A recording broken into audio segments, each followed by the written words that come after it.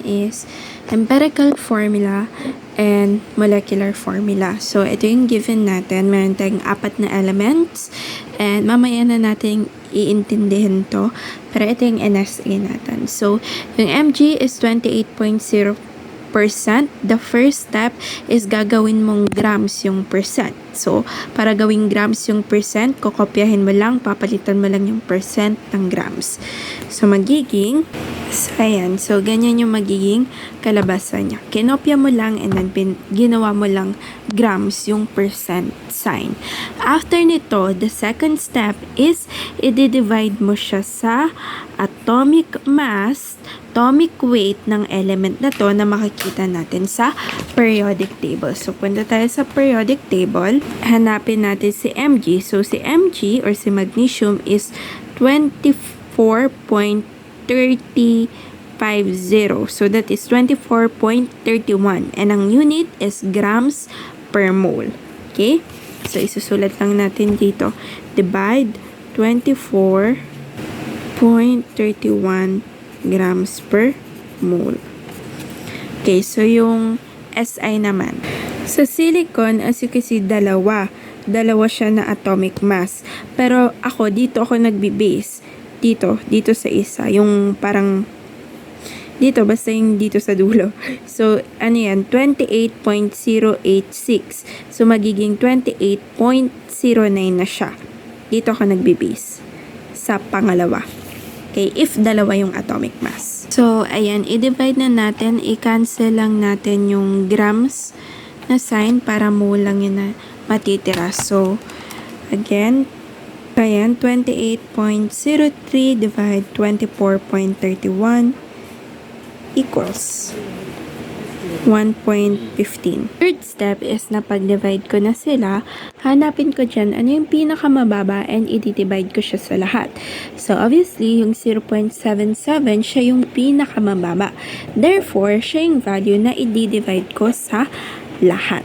So, magiging 1.15 divide 0.77 divide 0.77 divide 0.77 divide 0.77. Wala pang ira-round off. Mamaya pa natin siya ira-round off. Ayan, so napag-divide na natin ngayon ang nakakailang pang-limang step is ito times mo tong nakuha mo sa kung ilang elements yung meron ka. So, meron tayong 1, 2, 3, 4. 4 elements. So, 1.49 times 4, 1 times 4, 1.49 times 4, 4 times 4. Okay? Okay, so ito na yung naging result. So, ngayon, pwede na natin siyang i-round off, no? Sa whole number. Whole number na natin siya i-round off. So, 5.96, that is 6. Ito, 4 na yan. Ito, same lang, 6. And ito is 16. So, ngayon, yung Mg natin, 6. Yung Si natin is 4. Yung H is 6. And yung O is 16. So, iayos lang natin siya. So, ito na ngayon yung empirical formula natin. Pero sa empirical formula, pwede siyang i-lowest term. Okay, sa empirical formula lang mag-lowest term. Sa molecular, hindi na. Okay, so ito, divisible lahat sila sa 2. So, yung Mg, magiging 3. Yung Si, magiging 2. Yung H, magiging 3. Yung O, magiging 8. So, ito na ngayon yung talagang final answer natin ng empirical formula. At ito na yung gagamitin natin para mahanap si molecular formula. Okay, so ito na. Ang first step sa molecular formula is tingin ka dun sa empirical formula. Ilang Mg yung meron ka? 3. Okay, yung ni-lowest term mo na. If possible na ma-lowest term, yung empirical formula, lowest term, and yun na yung gagamitin, yung naka-lowest term. So, yung Mg, 3. Yan, yung Si, 2 lang. And yung H, 3 ulit.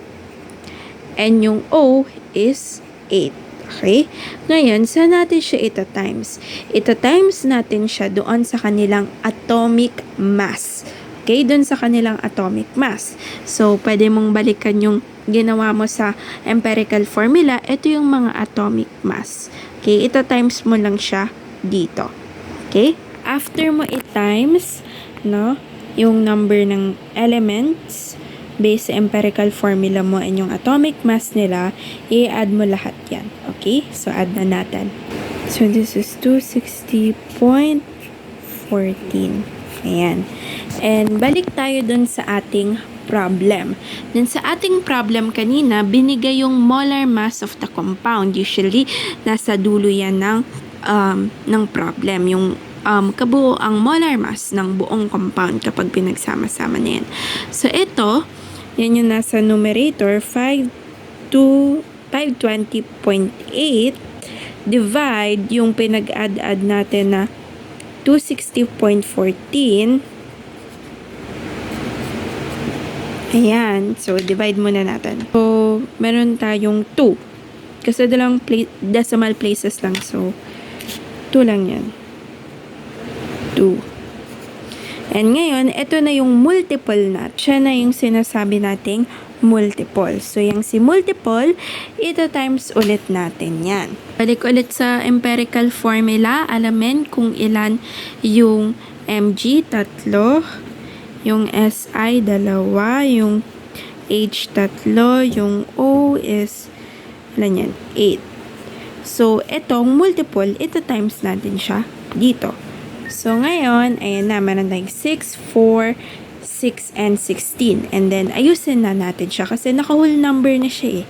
So, kapag naka-decimal, ira-round off pa muna natin siya bago natin siya ayusin. So, ito na yung molecular formula natin. So, hindi na natin siya kailangang i-round off, I mean, i-lowest term kahit mukhang pwede siyang lowest term kasi yan na yun. Empirical formula lang yung nila-lowest term. And at the same time, parang same lang siya dito sa empirical formula nung hindi pa siya nila-lowest term. Kasi yung molecular, parang doble lang siya ni empirical. So, that's it.